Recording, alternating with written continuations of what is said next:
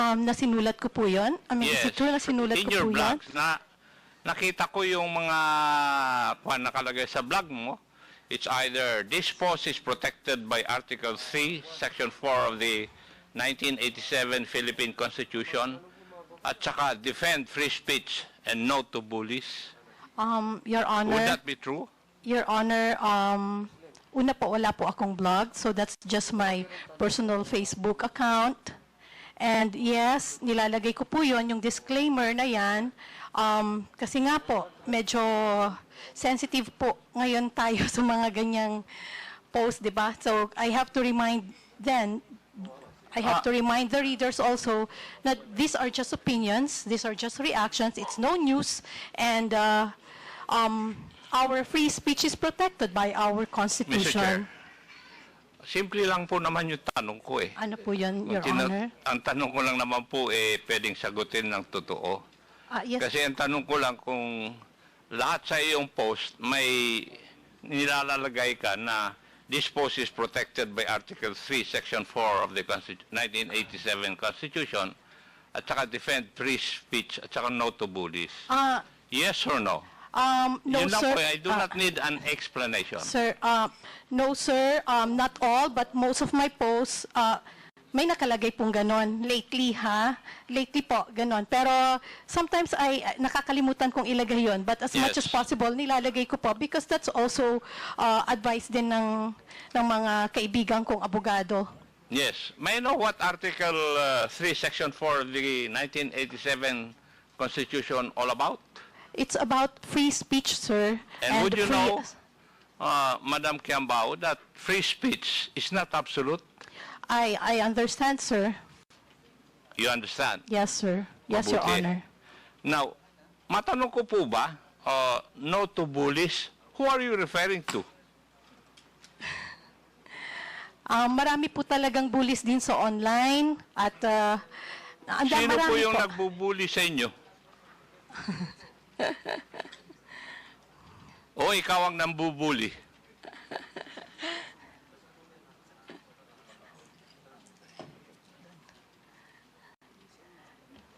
Marami po kasi, sir, may mga vlogger sa kabilang side, yung mga kontra sa aming mga opinion na binubuli rin po kami, Like who? pinagpo-post ng kung ano-ano. Gusto niyo, pwede pong banggitin yung mga pangalan nila? Like who nga po? Apo. Like yung sina Rene Astudillo, Labandera, Okay, sige sino na yan? po. TPL Labandera, Tama na po. TPL3. Ano po ang ini-espouse nila na laban po sa inyong opinion? Eto po, sa akin po, tulad nung first hearing po, hindi ako nakarating dahil ako po ay nasa ibang bansa at dumating na po ako ng hapon. And then, kung ano-ano na po yung mga pinagsasabi at pati yung itsura ko, kung ano-anong sinabi nila na kesyo, kung ano-ano pong hindi maganda. And hindi ko na rin naman po pinatulan, pero yun nga po, no to bullies, di ba? Parang, just because hindi po tayo kumikibo, yun, kung ano-ano nga yung pinagsasabi sa kanilang mga FB pages. Sana nga rin po, napatawag din sila dito at nang matanong nyo rin po ang kanilang mga opinion tungkol sa usaping fake news. Thank you. Salamat din po, Your Honor. Sinabi mo kanina sa opening statement mo, if I remember right, wala kang kinikilingan. You're not pro-BBM or Marcos. You're not pro-Duterte. Tama po. Tama po, Your Honor. I'm pro good governance. But like I said, also in my statement, I support and I respect yung pong mga pinuno at lahat ng Pilipino na sumusuporta sa aking advokasya, which is good governance nga po at free speech. Good governance. Yes Pero po. dapat po bang isali rin yung paninira ng mga individual na tao? If Ano you are po- pro-governance, Ano po yung tanong po doon, Your Honor? dapat po ba ilalagay sa inyong mga post yung paninira? Hindi ko po masyadong makuha po yung maintindihan po yung tanong. Baka mali po ang maisagot ko. Hindi po ba question na po kayo kanina ni Honorable Abante? Nag-apologize nga po kayo 3 beses. At paiyak-iyak pa po kayo? Yes, Your Honor. Napapaiyak po talaga ako sa... And then you claim na wala kang kinikilingan, but from your post, meron kang kinikilingan. Your Honor, May bias ka rin na pinapakita. Kasi nandito sa akin ang listahan ng mga post mo, yo. sige po. Your Honor, just let me know kung pwede na po ako magsalita. Pwede na po, Your Honor, Yes, you have sumagot. the floor. Okay, maraming salamat po. Sabi ko po, ako ay pro-good governance. Hindi po ako pro-Marcos or anti-Marcos or or any politician. Ang sabi ko po, I'm a pro-good governance. And I also said in my statement that yes, I also have my biases. Diba? Sinabi ko po yon. Pero hindi po ako tumitira ng below the belt. I did not say na wala akong bias or wala akong kinikilingan. Obviously, tulad ng sabi ko, sinusuportahan ko ang mga pinuno, ang mga Pilipino na nagtataguyod ng good governance at free speech. So yes, may bias po ako. Kung sino po yung tingin ko na pinuno na nagtataguyod nito, yun po yung medyo bias po ako doon. Pasensya na po. Thank you. Maraming salamat din po, Your Honor. Yeah. In one of your blogs, kasi hindi ka yata naka-attend, di po ba? Yes, Your Pero Honor. ipinost mo na, and I would like to quote, wait, did they not say that the hearing is meant to investigate their so-called pogo vloggers, narco vloggers, and fake news purveyors? If you're not one of those, why be there and allow yourselves to get insulted and unfairly labeled, accused by some dimwits whose obvious intention is to create a chilling effect? Now that you are here, Madam Reyes, did you feel this? Again, sir? Did I feel? Dito, yung mga sinabi mo sa blog mo that if you're not any of those, why be there and allow yourselves to get insulted and unfairly labeled or accused by some dimwits, whose obvious intention is to create a chilling effect? Sir, Your Honor, that was my emotion at that time and my opinion. Again, that's what I felt. Sino po yung mga dimwits na sinasabi mo? Wala naman po akong pinapangalanan, sir. Sino po ba ang pinatatamaan mo dito sa post mo na ito? May I say? May I ask pala? Ikaw naman, Iha. Wala. Pasensya na po, sir, pero yun nga Hindi mo naman sinasagot yung tanong ko eh. Did you feel na ikaw ay na-insult dito? Yes, Your You're Honor. unfairly labeled or accused Yes. by some dimwits? Your Honor, yes, I felt insulted. Naapektuhan po talaga din yung aming mga... Sino po ang nag-insulto sa inyo? Your Honor, kung makikita niyo po yung mga balita ngayon, Hindi, ang aming sino nga nag-insulto sa inyo ngayong araw na ito? Kasi yun ang sinasabi mo dahil dapat nga hindi Your kayo Honor. attend ng hearing na ito dahil you will allow yourselves to get insulted and unfairly labeled. Your Honor, pwede na pong sumagot. Sa tanong niyo po kung sinong nang insulto sa akin, ayoko pong Hindi, sabihin ngayong araw insulto, na ito pero dito. po, ngayon pong araw na to, natawag po ako ng tanga. Sino Hindi pong po ba? tumawag sa inyo na tanga? Mr. Chairman, For the information of everyone, that word was already stricken off the record. Sinagot ko lang po, Your Honor, yung tinanggal tanong na po niya. natin yun sa minutes.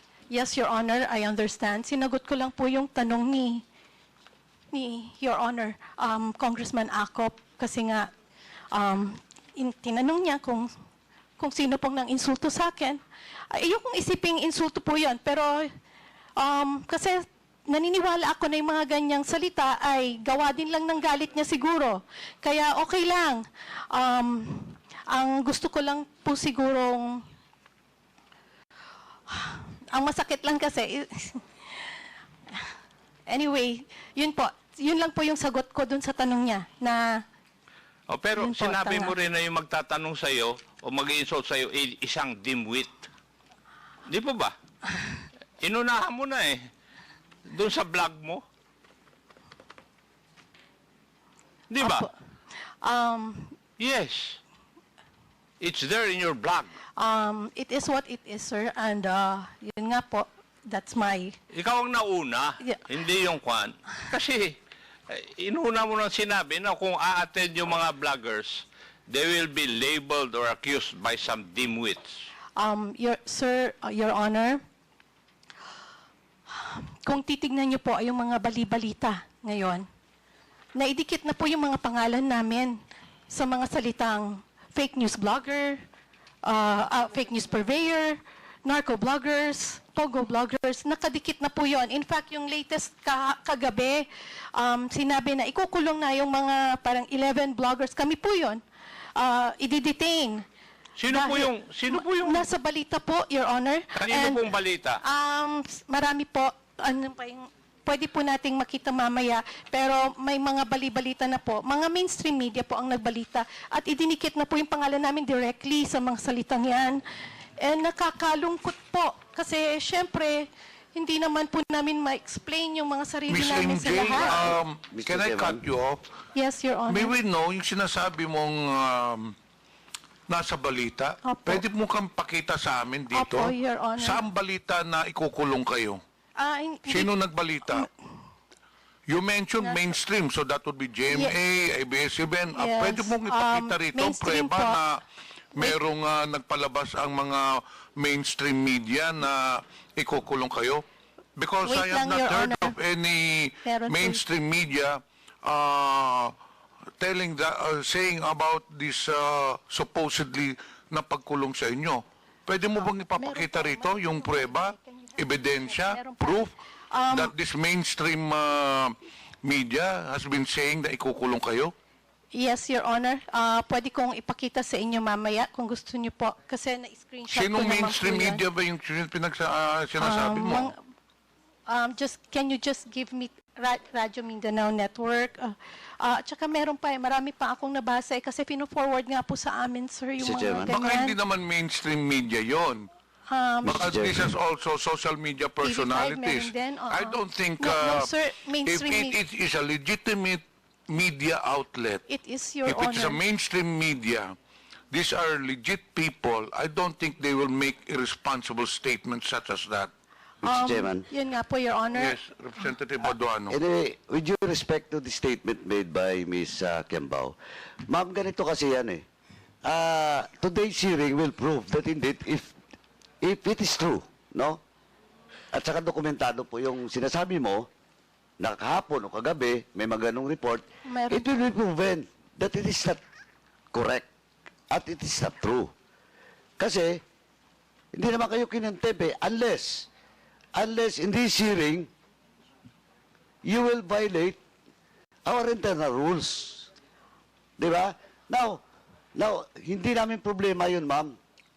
Kung may ganon, kasi you were invited for the past several invitations, that's why you were issued a subpoena ad testificandum.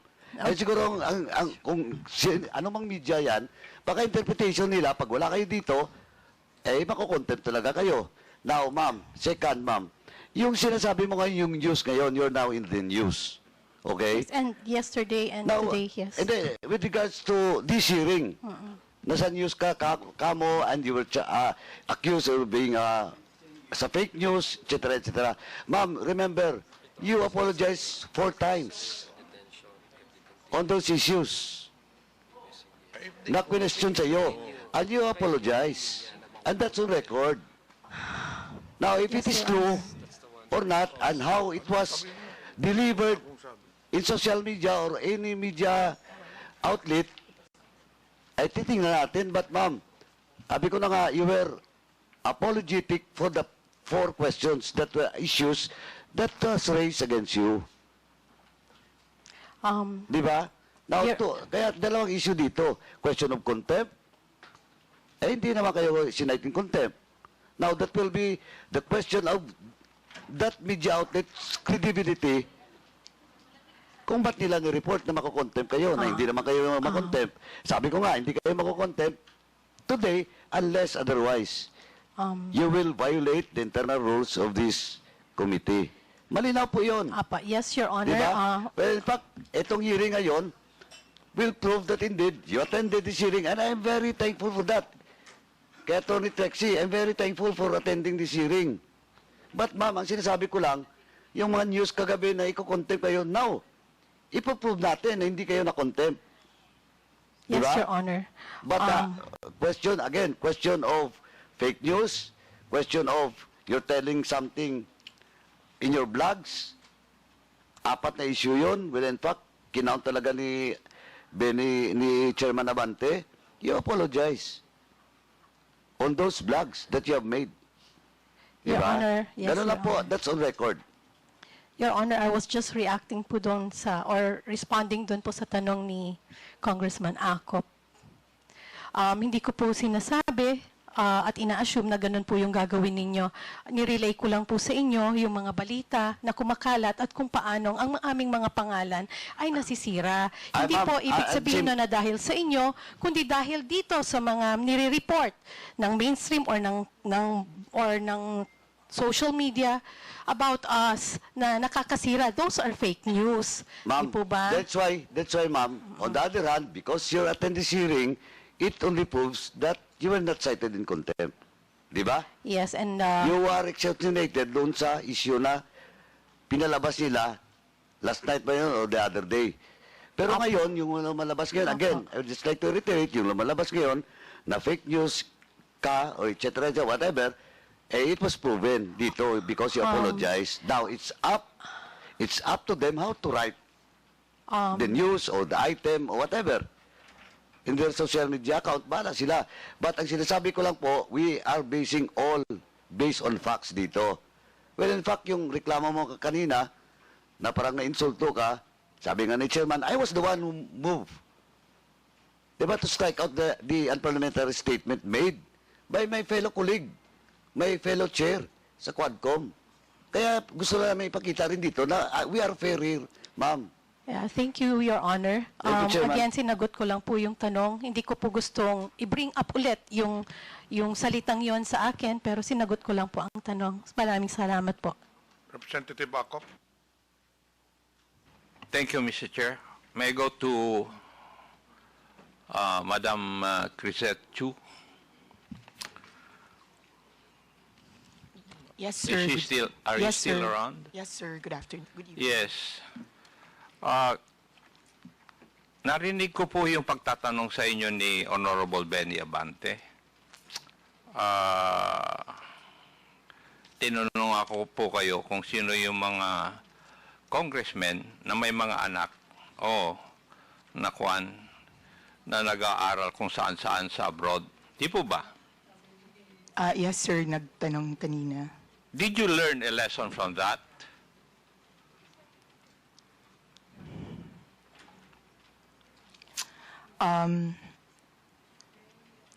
Yes, sir. That the next time I say that, I should have the courage to follow up with the actual names if I have the courage to name them. Okay. I would like to inform you, Madam Chu, Yes, na sir. hindi po ako isa sa mga congressmen na binabanggit mo. Sir, I know because that congressman is not here. I beg your pardon? Sir, I know, sir, because the congressman that I was referring to, it was based on the news, sir, and that Hindi, congressman... kasi ang sabi mo kasi, mga congressman. That's why I was asking that question. Did you learn anything from the interpellation of the Honorable Abante? And I'll tell you if you do not know. Sinasabi ko lang Yes, na sir. hindi po ako isa sa mga binabanggit mo na yun. Yes, sir. Yes, sir. At yung mga yes, sir. anak ko, hindi nag-aral sa abroad, nandito po sila lahat, nagtatrabaho, and they are good citizens of this country. Yes, sir. Good for you, sir. Hindi. Huwag mong good for you. It's my job as the father. No, no, sir. I did not mean it As I expect that disrespectfully, you should sir. also, if ever you have children, you should train your children to become good citizens of this country. Yes, sir. Sorry, I did not mean it disrespectfully. That's not my intention. I apologize if... Now, the lesson I would like to give to you is that you should, whenever you come up with your post, you should not generalize. Kasi mga congressmen, nilalahat mo, Iha. That was not my intention, sir. I do not. Okay, I did why not did you mean- write it? I did not. Kaya nga sinasabi ko, ang lesson learned mo dapat dito, huwag ka nang mag-generalize sa mga post mo. Yes, Kasi sir. hindi I ka will nga makasagot be more kanina. Kung specific tinanong ka next ni, time, nung sir. tinanong ka ni Honorable Abante, you name the congressman. Yes, sir. You're right, sir. I will be specific if I do have issues with And certain for the people. other I'm sorry, bloggers, sir, for if you felt that I was alluding to generally. to tell you frankly, I felt insulted. Kasi you're referring to me also, mga congressmen. I understand, sir. Di ba? Ngayon, sa mga vloggers, kung titingnan ko, masyado kayong mga judgmental eh. That's one thing you should learn. Huwag po kayong maging judgmental. And I don't think you have the right to judge others. Di po ba? And the other thing that you forgot is that when you come up with your post, if you come up with informations, you did not exercise due diligence.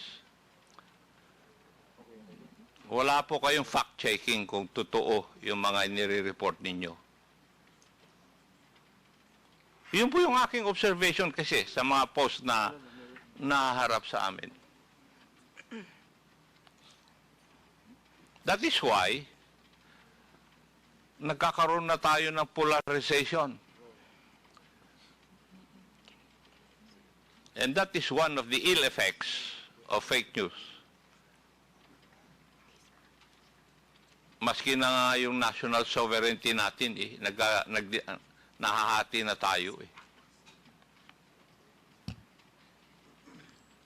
And I hope this, you people are engaged in this kind of business, you will realize na dapat, hindi last hearing, tinanong ko nga yung mga nag-attend, ano po ba ang advantage ng fake news?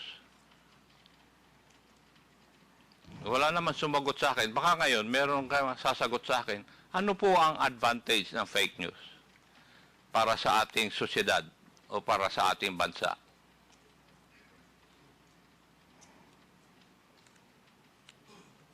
Meron po bang makakasagot sa akin nun? Sir, may I? Mr. Chair, sasagot daw? Yes, please. Hindi po kayang sagutin. Kailangan po natin ng definition ng fake news. Kasi po, merong fake news na time-bound. Totoo ngayon, bukas hindi na totoo. Katulad ni Galileo na nagsabi na heliocentric ang excuse me, Mr. Chair. solar system. Madam, please Opo. indulge me. Ano po yung unang statement ninyo? Baka po, para magkaintindihan, ay i-define po natin kung ano ang fake news. Yung sumunod na statement. Kasi minsan po, ang tinatawag na fake news ay time-bound. Posibleng totoo ngayon, bukas hindi na totoo. Katulad nga po ng heliocentric versus the geocentric solar system. Naparusahan po si Galileo. Pero 600 years later, nag-apologize ang simbahan. Dahil totoo pala siya. So, what So- is the advantage of fake news? No, sir, we can only answer that question if we define what fake news is. And may I know, from your background, how would you define fake news? Sir, that's one of my problems with the proposed legislation, is that it is very difficult to pin down a definition for fake news. May I know, Marami may I po know akong what binasa. proposed legislation are you talking about? Sir, Representative Ace Barber says that he proposes regulation a regulatory framework for social media to combat fake news. And therefore, we have to define what fake news is. So in other words, as far as this representation is concerned, wala pa akong nababasa na proposal because the proposed bill regarding fake news will come out after this hearing. Yes, sir, but you're already asking us questions on fake news. Yes, kaya nga, kasi that is why we're holding this para magkaroon po kami ng clearer understanding kung bakit, ano ang fake news, ano yung ill effects ng fake news, ano ang advantages. That's why I'm asking, ano ba ang advantage ng fake news? Para we can balance it. Sir, like I said, if we can have a working definition of what you call fake news, for instance, is clickbait first fake news, fake yung headline pero nasa body naman yung katotohanan. What about sarcasm, sir? Kasama po ba siya sa fake news? Paano kung jokes? Fake news din po ba yun? Gusto ko lang malaman para alam ko kung paparusahan niyo po kami, alam namin kung ano yung ginawa naming mali. Wala pang mali kasi wala pa kayong binaviolate na except yung cybercrime law. Di po ba? Opo. And the other criminal laws which are controlling insofar as this issue is concerned. Di po ba? Andiyan na rin po ako, pero para naiintindihan ko po na ito ay inquiry in aid of legislation. At pinuntirya na po ng mga kinatawan dito na may problema tayo sa fake news dahil nakakapanira. Pero sir, we're pointing out a wrong, but we don't know yet how we're going to define the wrong. And it is a basic tenet sa atin sa Ligang Batas na bahagi po ng bago maggawa ng regulasyon ay may notice tayo kung ano yung masama. Gayun din po sa ating pagdidiskurso dito, kasama po dapat ang isang working definition. Ano po ba ang tinatawag natin na fake news? Baka kailangan din po ng diskurso doon. When we come up with the proposed bill, there will be a definition of terms, as always. Maraming so fake salamat news po. there will be defined. Maraming salamat po. Yes, that's the protocol of this legislative body. Whenever we come up with bills, we have a portion of that bill which define the terms embodied in the proposed bill. So nandun, i-define namin. Don't you worry. Salamat po. Yes, because if ever there will be a proposed bill, it will still undergo technical working group, and maybe most of you would still be invited. So your opinions on the matter will be known by the legislators. So magkakaroon po ng definition.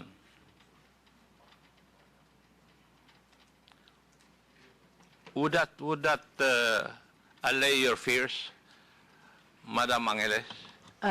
Yes, sir. Pero sana, ano lang po, ang request lang po, naiintindihan ko po na nagagalit kayo dun sa ibang napopost ng mga kasamahan ko. Hindi po ako nagagalit, Madam Angeles.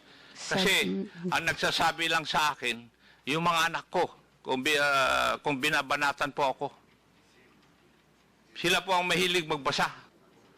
Ako, I'm too old already to read all those things. Naiintindihan ko po, sir. Pasensya na po kasi bahagi rin po ng pagde-develop ng ating komunikasyon, ating bagong teknolohiya na tinatawag nating social media, pati po yung values nagde-develop din. Sana naiintindihan din po ninyo na bahagi din po ito ng kahit anong pagbabagong nangyayari. So, pero kung yung means na pagbabago ay labag po sa batas, tama po ba yun? Attorney? Sir po, pakiulit po.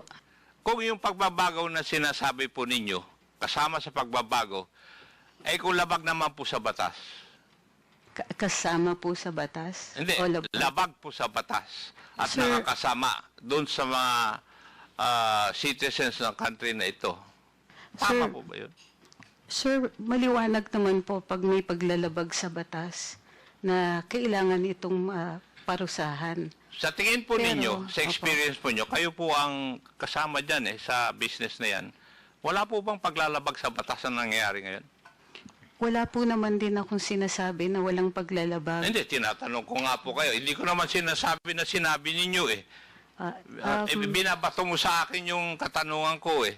Kayo po ang nagpa-practice nito. Sir, Nababasa po ninyo yung mga blogs ng iba. Wala po ba, sa tingin ninyo, wala pong paglalabag sa batas? sir, kung sa fake news, Hindi, sagutin niyo iba-iba po pong muna level. yung tanong ko.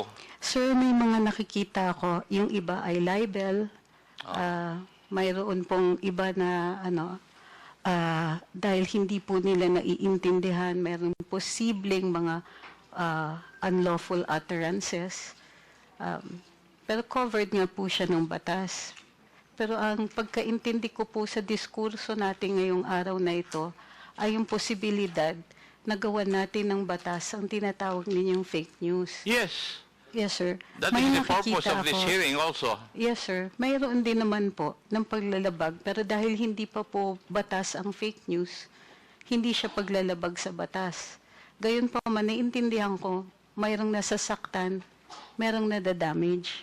At yun po dapat yata ang pinupuntirya natin. Yung may masasaktan, yung may damage, at yung may mali siya.